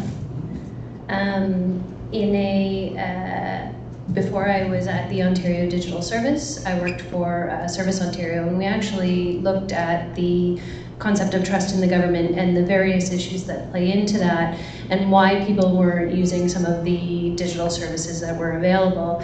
And one of the interesting concepts that came out was part of that level of distrust was the fact that they didn't trust that they would be able to do the service without it failing. Or something going wrong and them not getting the thing that they expected to get out of that. And when you think about breaking down trust to that level of, I just don't trust you to not make a mistake, or me not to make a mistake on your service, you just have to make better services. You have to make them fail-proof and easy and as simplified as possible, and get rid of all of the rules that aren't really necessary, but we're kind of clinging to them because it's harder to change the legislation or whatever. Just make it easier. Which sounds simple, but is incredibly hard. Hard work, I mean. I'll give a quick answer. Like in terms of, I think the base equation on that is I think you've got to meet or exceed client expectations. That's going to drive client satisfaction, and that's what builds trust and credibility in government. And if you're going to drive client expectations, if you're going to try to meet and exceed that, you've got to have client insight. And I think traditionally we have not had as much insight as we perhaps otherwise would like to really try to drive that in terms of trying to meet or exceed that client expectation. I think in digital, you can start building that more easily. I mean, Aaron talked about single sign-on, identity management, et cetera. Those are precursors to start to drive your ability to meet and exceed client expectations, drive out more client satisfaction, and ultimately build that trust and credibility in government. Hello. Okay, this is working. Excellent. So my name is Mike Gifford. I'm the president of Open Concept Consulting. I'm also a Drupal 8 core accessibility maintainer. So yes, I do know a thing or two about Drupal. And in fact, we worked on the City of Ottawa's website and helped that launch ages ago. I've talked to Zena and Colin from Ontario.ca and being part of that, and we launched being involved in a lot of the processes in the federal government with Drupal as well. So definitely appreciate that. And I could talk about ecosystems and why hiring a developer is the right thing, but I was more interested in wanting to talk about the fact that there's 3 levels of government that are all using Drupal, that all have a priority to deal with things like accessibility. And as far as I know, none of you are collaborating with yourselves or with the Drupal community about there's very little collaboration outside, there's very little collaboration that I can see in government at all. And there's also very little opportunity to talk about where you're using Drupal and saying, like the City of Ottawa, they found that once they moved to Drupal, the number of accessibility issues they ran into went down dramatically. With the Ontario.ca, this was a way that the government was able to innovate and to put out a really interesting platform using Drupal, using open source, and able to get around a lot of the procurement nightmares that a lot of the provincial government has. Federally, I mean, Aaron, the U.S. government uses Drupal quite a lot, so does Canada, not as much. But it's being used, but there's still not a lot of collaboration, and there's not a lot of talking about it. Like the Prime Minister's site uses Drupal. Does anyone know that? If you're not a Drupal developer, you probably don't. So how do we get more conversations happening so that people are both sharing ideas and also talking about the tools that they're using that are built on a community and an open source community? I think that's a great case in point about the stuff that we talked about tonight. I think there's huge opportunities for us to collaborate on a whole bunch of different things. I don't know historically what we've done at the city around our website or collaboration or lack thereof, I don't know. But I think, to your point, a part of our cornerstone of our strategy is this idea of a coordinated ecosystem. And I think in Ottawa, we have a huge opportunity. The city does with the feds, the province, et cetera, to really co-create. And I think that's it's a good case in point about what we talked about earlier, is how much more of that could we do together to leapfrog, right? Just understand what the issues are and understand how certain people are dealing with certain things and then collaborate on things. I think that's a perfect example. I think we just need to do more of that. I think tonight hopefully is the start of that collaboration, or continued or more increased collaboration between all 3 levels of governments on the very issues that you're talking about. Can I phone a friend?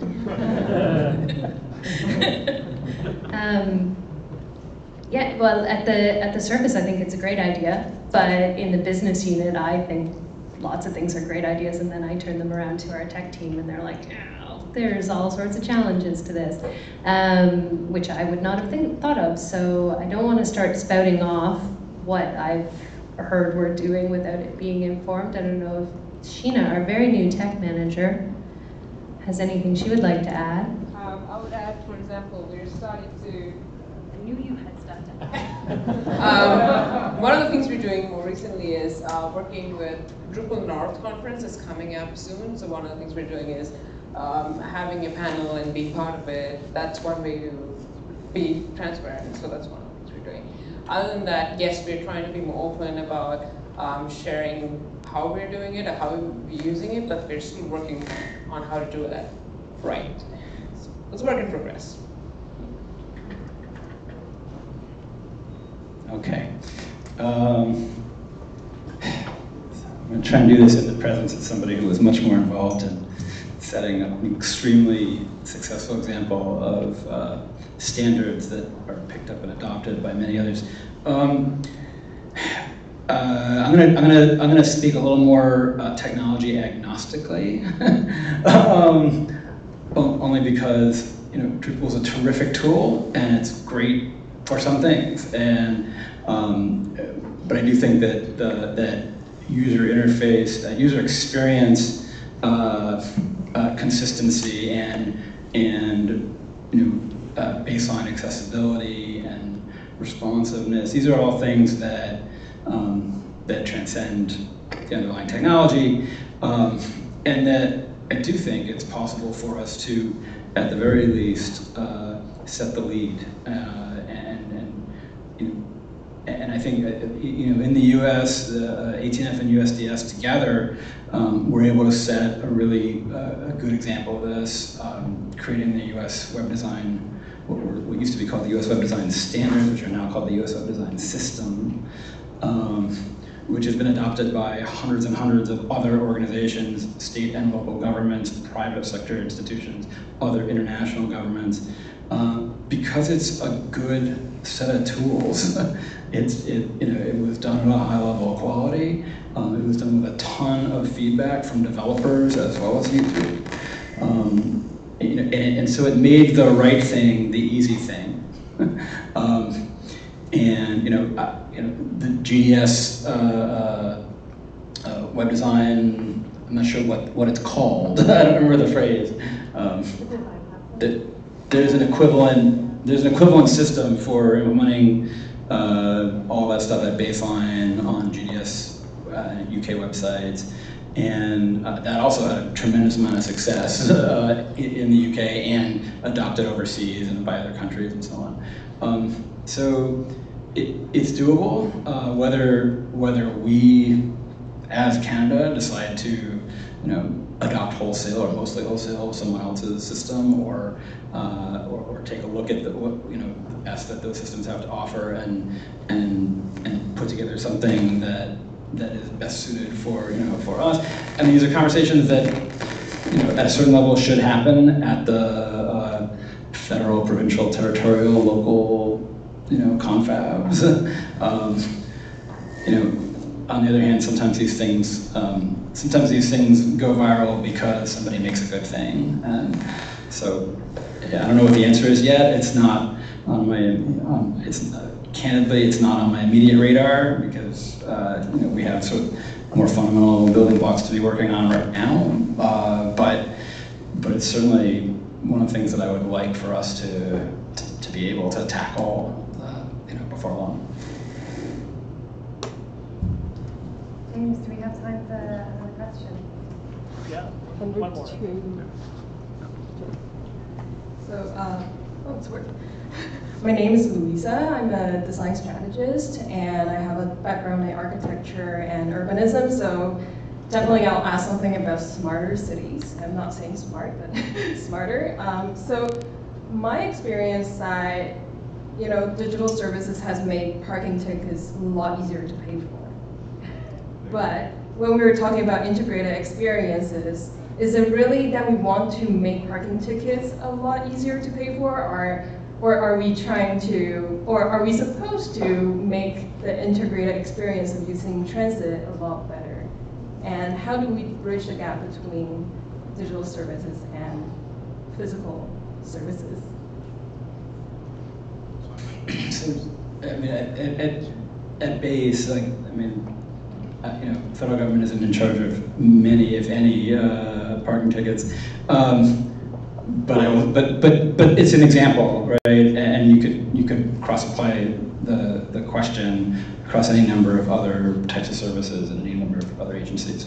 To me, this is a question of priority, and it's not really in the first instance, for a digital service team. It's for a digital service team to help government explore and understand, in the sense that,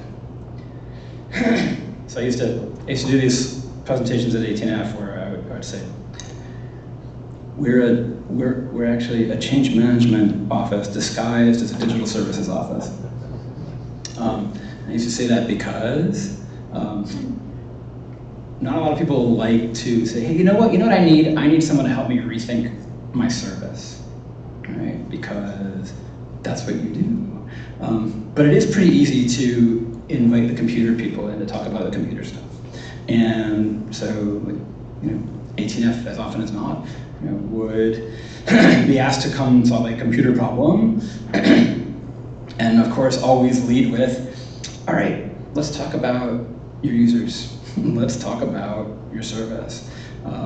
And research and design would lead us through, thinking through end to end, what's the real experience and what's the real problem. And as often as not, probably more often than not, how the entire team at the partner agency and at ATF would think about what it is the users need would shift, sometimes radically, because we walk through the exercise together. So, my answer to the question is,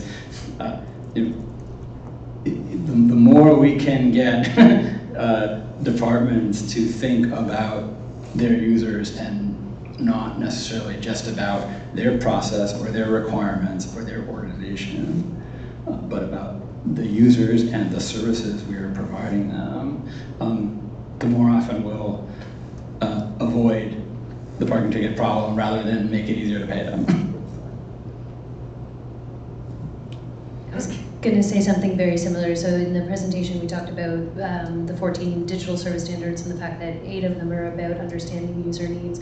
It's perfectly fine to not create, especially not create a net new digital service, but it's fine for it not to be something digital just because that's your vision of what should be. It should be based on what the user needs are. So I don't know that it's a direct correlation between a vision for transit versus parking tickets, but for us, I think we let the user need drive how we work, but the concept of looking beyond just the digital service into the non-digital portion of service design is something that we look at as well, which is why we have service design experts who are on our team and why we have a policy chapter to look at all of the various ways of how government functions and then try and help establish a better way of approaching a problem versus just slapping a digital solution on it.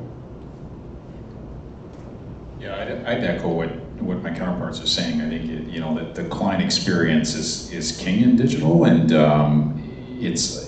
you also have to look at across channels. And I'm not sure I understood your question, whether you were referencing kind of other channels as well, but you do need to look at your overall strategy around channels. You need to look at the client experience. So it's not just about parking or about making the bus on time, but it's about the journey that you're taking to get you where you need to go, and how are we creating some type of ubiquitous experience for you across that kind of journey from A to B. So I'm not sure I'm answering your question. I'm not sure I caught all of it, so I don't know if you can expand on it, because I really do want to answer your question, because I think it was pertaining to smarter cities, so I think it fits with me, but go ahead. Do I expand now, or? No, go ahead. Oh, okay. I want to make sure I'm answering your question. Oh, so what I'm referring to is the gap between building digital services and services that people use without the digital part. So another example would be something like potholes. Do we need a better app to identify potholes, or do we need better designs to avoid new potholes? Oh, I see. I see. Well, it's probably a combination of both. There's probably not that binary, right? It's not one or the other. I think you'll always have the requirement to able to connect with us somehow to let us know about whether it's a pothole, it's graffiti, like think like graffiti, right? Like, I mean, there's some things that we could do to avoid it becoming a problem to begin with, and I think that's a very good point. But I think we also need to work in parallel around how do you, when it does happen, when there is an issue, how can you connect with us, and how can we help you connect with us, whether you want to connect with us digitally or by phone, or you want to walk in to a counter and tell us about it. How can we facilitate that for you in that client experience? notwithstanding that, could we develop, better pavement so that that kind of problem doesn't happen as often? I think that's a parallel track, if that's what you're referring to. Am I getting your question correctly, or am I missing the point again? I feel like it's missing a little bit. No, help me understand though, I really do want to understand. So, I mean, I'm really coming from a standpoint of, like what's the root cause, and through design, can we break it down into smaller chunks to understand that, and not saying to not have a pothole app or not have people pay parking ticket, but it's to overlook the behaviors of what drives people to violate parking regulations in the first place, and that's not a digital issue. That's something. Oh, I agree with you. It's yeah. We're dealing with the back end of this somehow, like from a digital perspective, and if I understand you correctly, is how do you start from the beginning and understand what the root cause is, so that maybe you can address it more appropriately from the front end, so it doesn't become an issue at the back end that we have to deal with from a digital or counter or phone, I think is what you're saying. It's a big question, right? That's why I'm asking. No, I know, it's a big question. I venture to say that you have to work at it in parallel, because the reality is you'll always have, are we out of time? So maybe we can talk offline a little bit more, because I think it's a good question. Thank you. I'm really sorry, I hate to cut off the engaging discussion, but I do want to respect the closing time. We're a little late after 8:35. So for now, please join me in thanking our awesome panel and Olivia.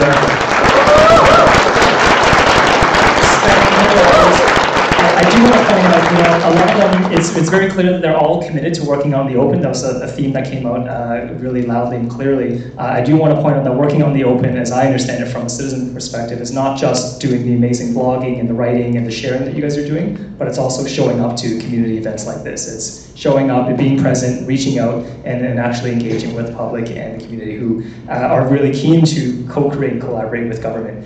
So thank you very much for taking the time for that. I do also want to thank the City of Ottawa for collaborating with us, Ottawa Civic Tech, to put on this event. Thank you very much.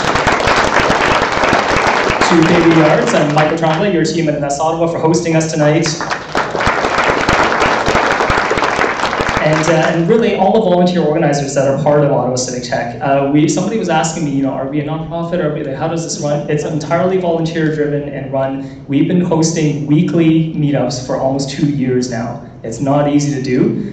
So a huge round of applause and thank you for everybody who's ever been involved in running this thing.